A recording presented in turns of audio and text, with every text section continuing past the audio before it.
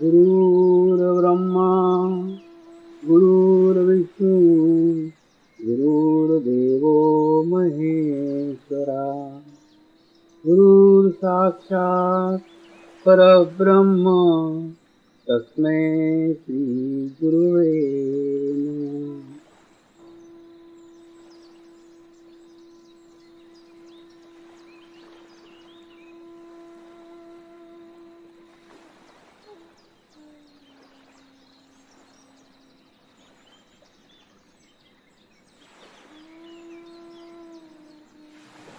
मेरे साथ ध्यान की शुरुआत करेंगे।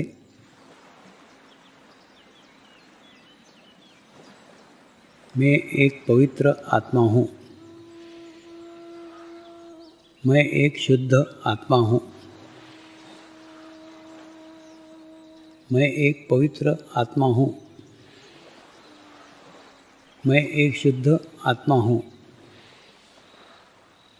मैं एक पवित्र आत्मा हूँ। मैं एक शुद्ध आत्मा हूँ। गुरु मंत्र का उच्चारण करेंगे। ओम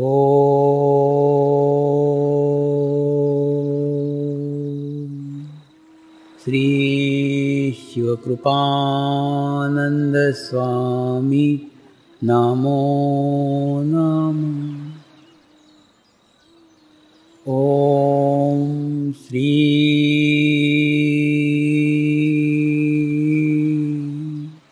शिवकृपानंद स्वामी नमो नमः। ओम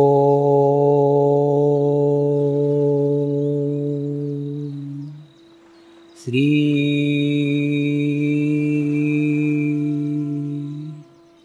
शिवकृपानंद स्वामी नमो नमः। ओम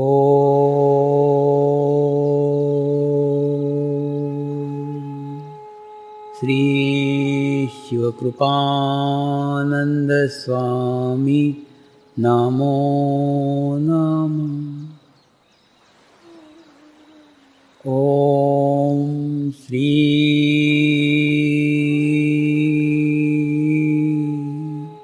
शिवकृपानंद स्वामी नमो नमः।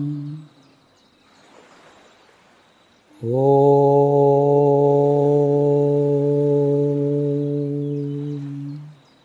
श्री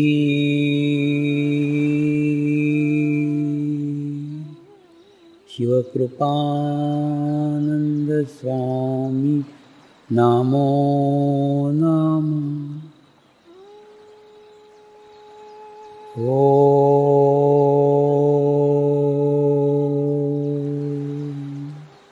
श्री शिवकृपानंद स्वामी नमो नमः। ओम श्री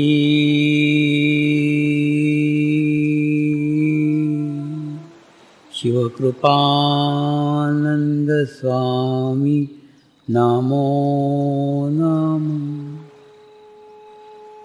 ओम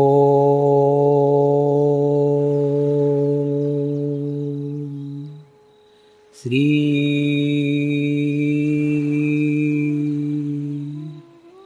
शिवकृपानंद स्वामी नमो नमः।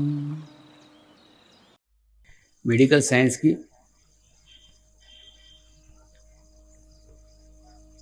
कितनी भी प्रगति हो जाए,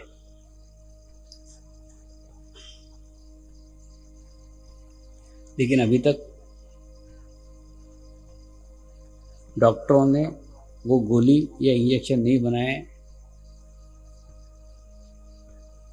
जो एक गोली खाने के बाद या एक इंजेक्शन लेने के बाद आपको दिन भर विचार न आए।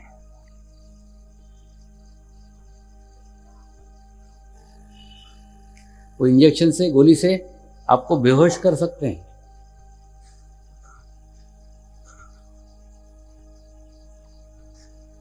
आपको नींद ला सकते हैं, लेकिन निर्विचार नहीं कर सकते। इसलिए जब तक निर्विचारिता का इंजेक्शन नहीं बनता, निर्विचारिता की टैबलेट नहीं बनती, निर्विचारिता की दवाई नहीं बनती, तब तक निर्विचारिता के लिए ध्यान के अलावा कोई रास्ता ही दुनिया में नहीं है।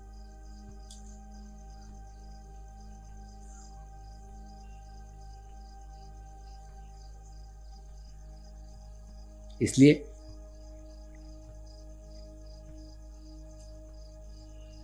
निर्विचारिता की स्थिति प्राप्त करने के लिए पूरे विश्व में ध्यान ही एक मार्ग है।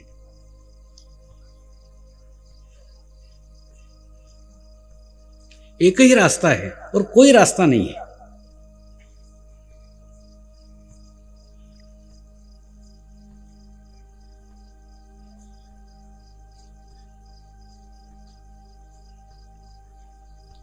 इस मार्ग पे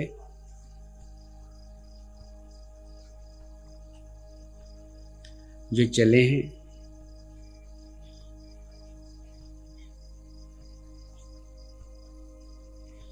उनसे उनके अनुभव पूछो।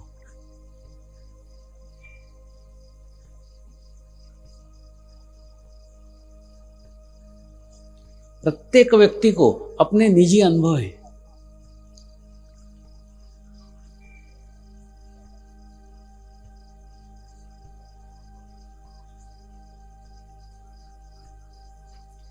कई साधक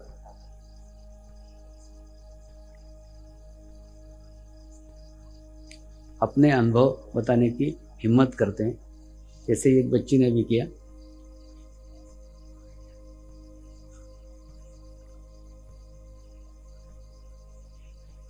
लेकिन ये नगण्य है। अपने अनुभव अपने तक ही सीमित रखते हैं।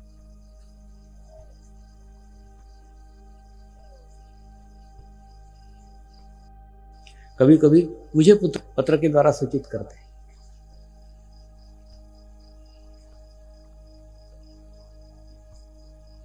लेकिन लोगों को बताने की हिम्मत नहीं करते।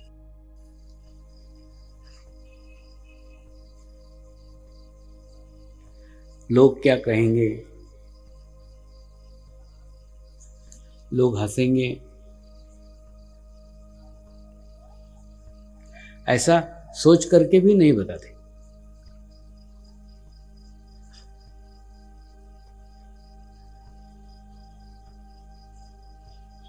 और मेरा तो कहना है, यही अनुभव आप बताओ।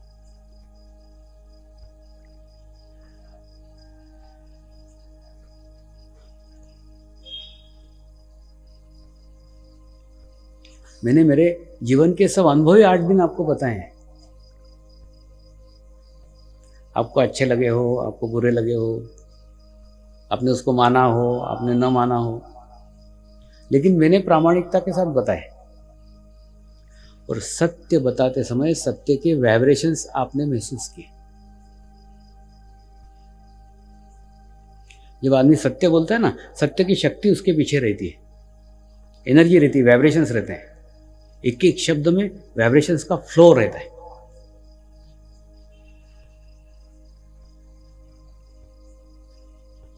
कोई पुस्तक लेके नहीं बैठा हूं, कोई किताब खोल के नहीं बैठा हूं, कोई अध्याय पढ़ के नहीं सुना रहा हूं। ये मेरे जीवन के किताब के अध्याय आपको खोल के सुन के बताए।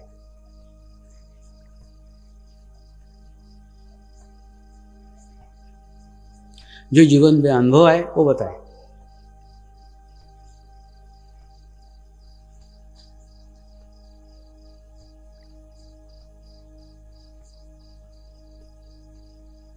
तो सारी भाषा हृदय से हृदय तक की भाषा थी।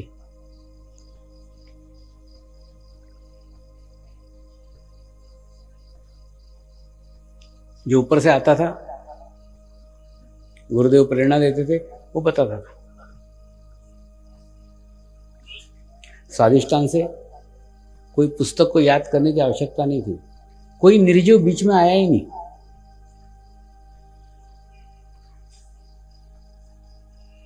सारा सजीव, सादा जिवंत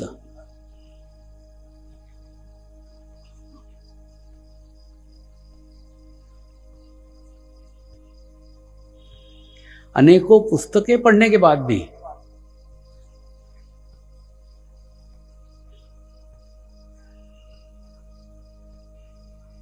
आज विश्व में लोग इसकी ओर इसीलिए आकर्षित है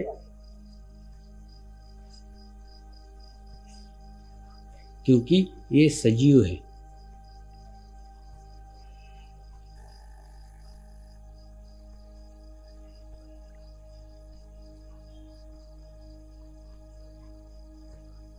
अपने अनुभव,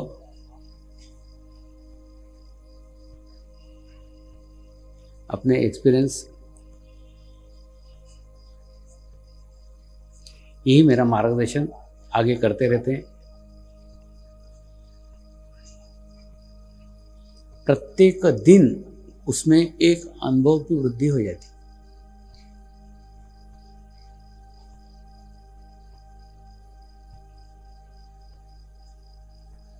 रोज नए नए अनुभव उसमें जुड़ते जाते हैं।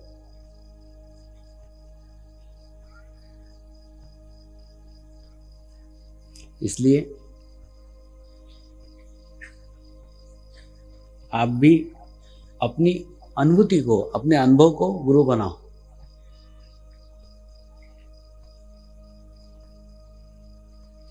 फिर क्या अच्छा है, क्या बुरा है, इसका सब ज्ञान आपको आपके भीतर से ही होना शुरू हो जाएगा।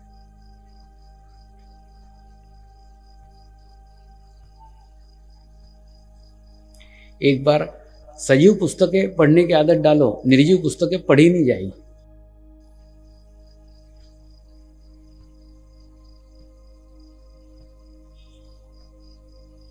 कई बार मेरे को कई साधक बहुत बड़ी बड़ी पुस्तकें भेंट करते हैं।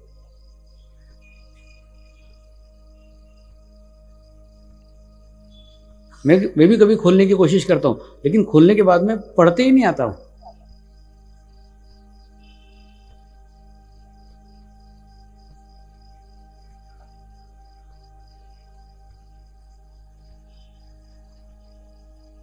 एक बार सजीव ज्ञान का आनंद लेके देखो, निर्जीव ज्ञान वैसे ही समाप्त हो जाएगा।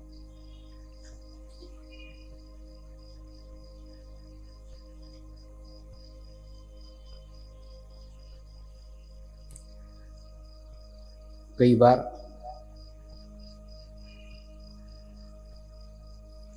नौकरी करने वाली बहनें मुझे कंप्लेन करती है, स्वामी जी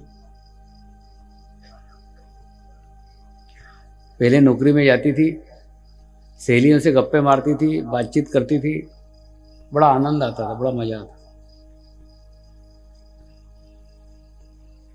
आजकल सहेलियों के बीच में बैठती हूँ, मजा ही नहीं आता।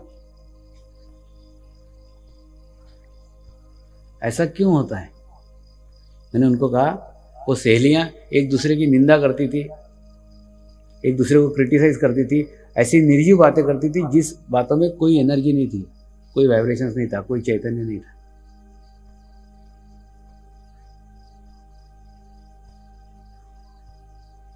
अब तुझे चैतन्य का ज्ञान हो गया है,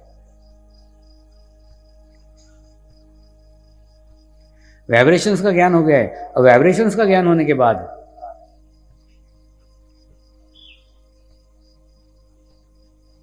वो निर्जीव बातों से तेरा रस समाप्त हो गया।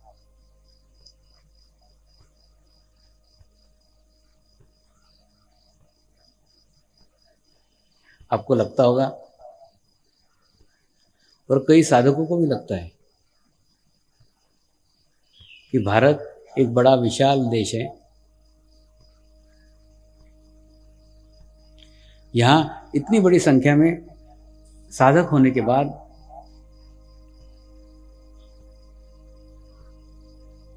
आप छोटे छोटे शिविर लेने के लिए अलग अलग देशों में क्यों जाते?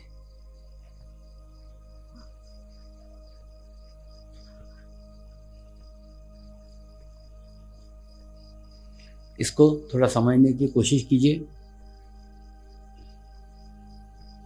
बहनों को घर की भाषा में समझाऊं तो जब रोटी का डब्बा खोलते हैं तो डब्बे पे पांचों तरफ से वजन डालते हैं और फिर घुमाते हैं तो डब्बे का ढक्कन खुल जाता है।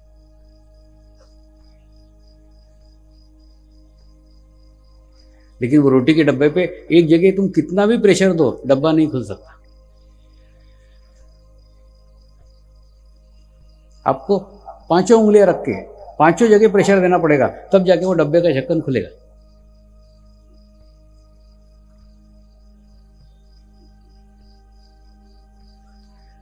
तो मेरे गुरुदेव की तो विश्व चक्र को क्रियान्वित करने की इच्छा है। वो सब जगह जाके क्रियान्वित किए बिना पूर्णतः खुल नहीं सकता।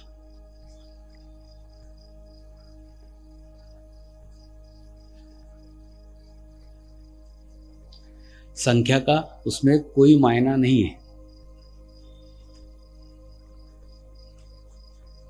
मायना है आप उस जगह जाके कैसे क्रियान्वित करते हो।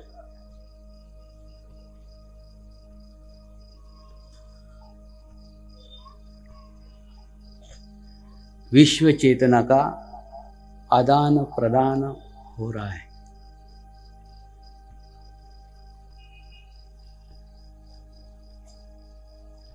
मैं किसी देश जाता हूं तो अकेला नहीं जाता, साथ में 80,000 लोग रहते हैं।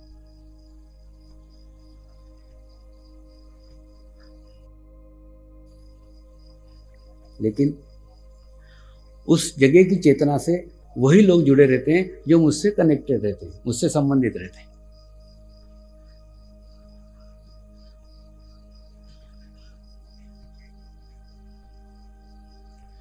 ऑस्ट्रेलिया के दौरे में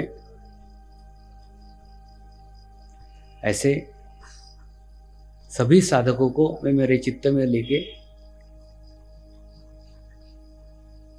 रोज समुद्र स्नान करता था।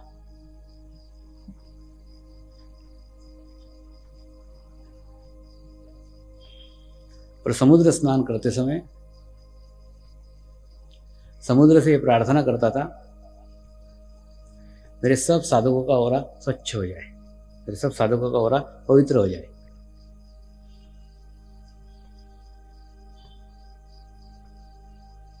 मैं तो सबको एक जैसा व्यवहार करता था, सबके लिए प्रार्थना करता था, सबके लिए प्रेयर करता था।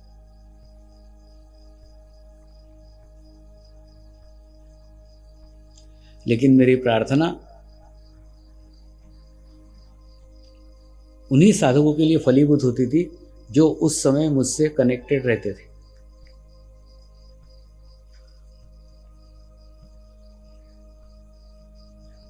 बाद में कई साधकों ने बताया, स्वामी जी उन दिनों में पता नहीं क्या होता था, सवेरे उठते थे एकदम फ्रेश, एकदम प्रसन्न।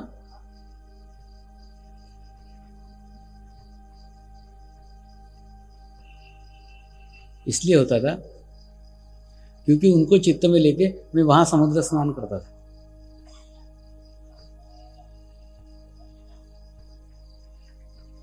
जिस प्रकार से एक टीवी केंद्र से कोई कार्यक्रम रिलीज हो रहा हो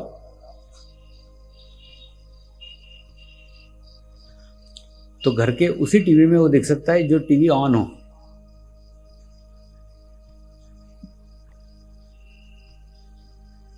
ठीक उसी प्रकार से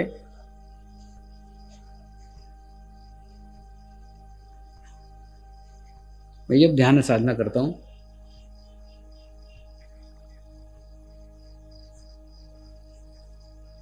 पूरा स्वच्छ करता हूं, तब सभी साधकों के लिए सामूहिक प्रार्थना करता हूं। सिर्फ कुछ साधक ले पाते हैं, कुछ साधक नहीं ले पाते। इसलिए नियमित ध्यान साधना करो।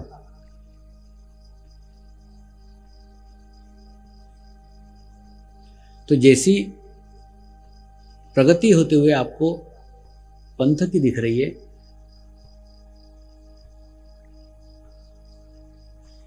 वैसी ही प्रगति आपकी स्वयं की भी होगी।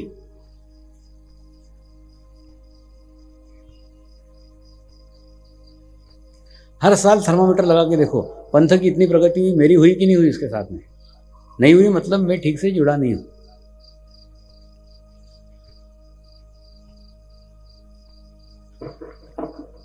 आपका जुड़ना अति आवश्यक है।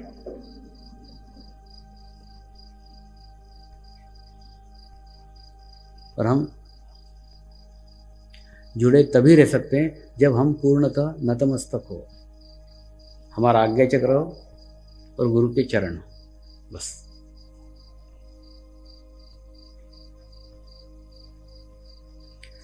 आज का चक्र सहस्त्रार चक्र है।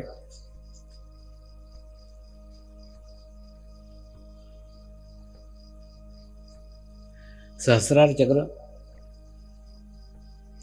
इन चक्रों की मालिका में सर्व ऊपर है। आपका यहां तालु भाग रहता है,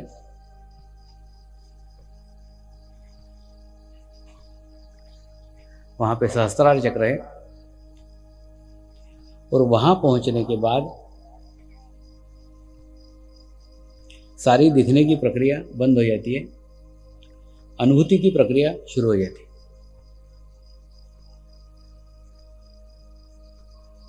इसीलिए संत कबीर ने कहा है, शून्य शिखर पे अनहत बाजे। जब आपके कुंडलिनी का अनहत का नाद आपके सहस्त्रार पे आपको सुनाई आने लगे,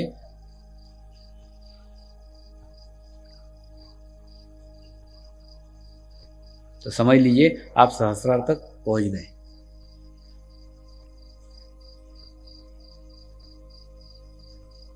और सतत कम से कम 3 साल अगर आप ध्यान साधना करते हैं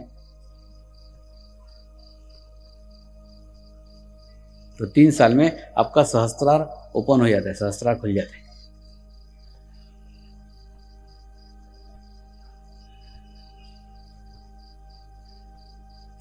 और सहस्त्रार खुलने के बाद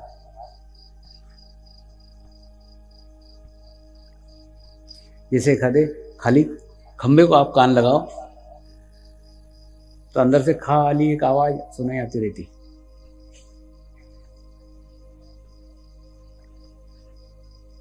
ऐसी आवाज ही आपके भीतर से गूंजना शुरू हो जाती है। आप किसी से बात कर रहे हैं, थोड़ी देर के लिए बंद हो गई। आप कोई बात सुन रहे हैं, थोड़ी देर के लिए बंद हो गई। वो बंद नहीं होती, सिर्फ आपका चित्त उस आवाज पे से चला जाता है।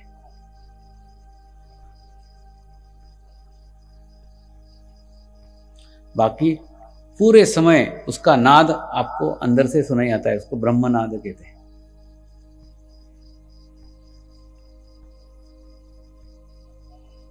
फिर कोई विचार आएंगे नहीं, कोई चिंताएं होगी नहीं, कुछ नहीं होगा। आप आपके मस्ती में मस्त रहेंगे।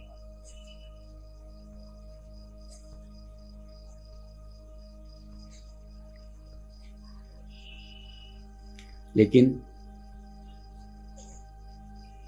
ऐसी स्थिति प्राप्त होने के लिए नियमित ध्यान साधना की आवश्यकता है।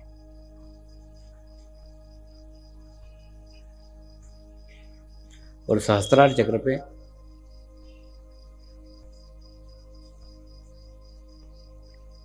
बिना जीवंत गुरु के पहुंच ही नहीं सकते।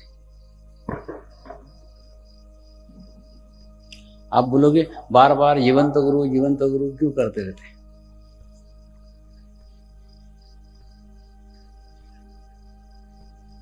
लेकिन आप ही देखो ना, एक आधी पुस्तक में गाय का चित्र आपने देखा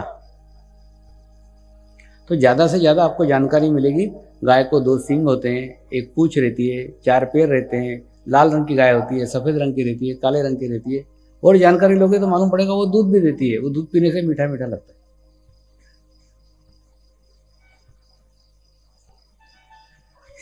लेकिन ये पुस्तक की गाय का चित्र आपको गाय पहचानने में तो मदद कर सकता है, लेकिन दूध नहीं पिला सकता। एक गधा और गाय घूम रहे हैं तो पहचान जाओगे ये गाय है, क्योंकि आपने चित्र देखा हुआ है, आपको जानकारी है। गधा कौन सा है, गाय कौन सी है, घोड़ा कौन सा है, गाय कौन सी, पहचान जाओगे। तो पुस्तकें आपको पहचानने में मदद कर सकती है कि गाय कैसी होती है। लेकिन पुस्तक की गाय आपको दूध नहीं दे सकती।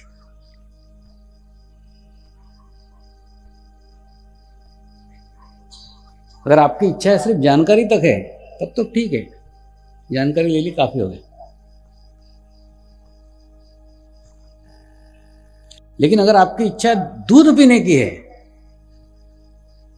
तो पुस्तक की गाय से काम न चलेगा, चित्र की गाय से काम न चलेगा। आपको उसके लिए जीवंत गाय तक पहुंचना ही होगा।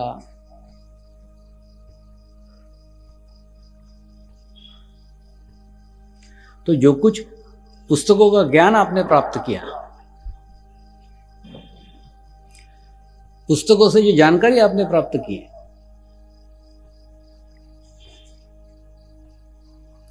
उसी में अगर आप तृप्त हो गए होते तो आज यहां नहीं आते।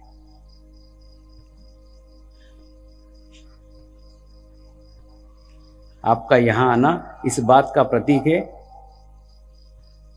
कि आप सिर्फ गाय की जानकारी लेने में रुचि नहीं रखते, गाय का दूध पीने में रुचि रखते हैं। इसलिए जीवंत गाय के पास आए हैं।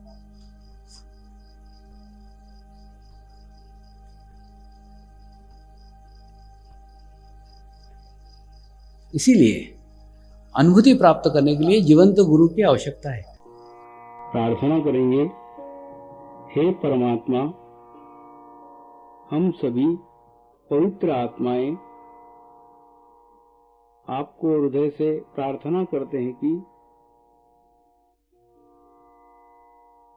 सारे विश्व में शांति हो, सारे विश्व के आत्माओं की आध्यात्मिक उन्नति हो एवं सर्वांगीण उन्नति हो। यही हम सब आत्माओं की शुद्ध इच्छा है। हे परमात्मा, हम सभी पवित्र आत्माएं आपको हृदय से प्रार्थना करते हैं कि हमारे सद्गुरु श्री शिव कृपानंद स्वामी जी का स्वास्थ्य सदैव अच्छा रहे, उनकी आयु दीर्घ हो। यही हम सब आत्माओं की शुद्ध प्रार्थना है, शुद्ध प्रार्थना है, शुद्ध प्रार्थना है। हे परमात्मा, समर्पण आश्रम व श्री गुरु शक्ति धाम का निर्माण कार्य आपकी कृपा में, आपकी करुणा में, आपकी इच्छा अनुसार निर्विघ्न संपन्न हो। यही हम सब आत्माओं की शुद्ध प्रार्थना है, शुद्ध प्रार्थना है, शुद्ध प्रार्थना है। शांति पाठ करेंगे। ओम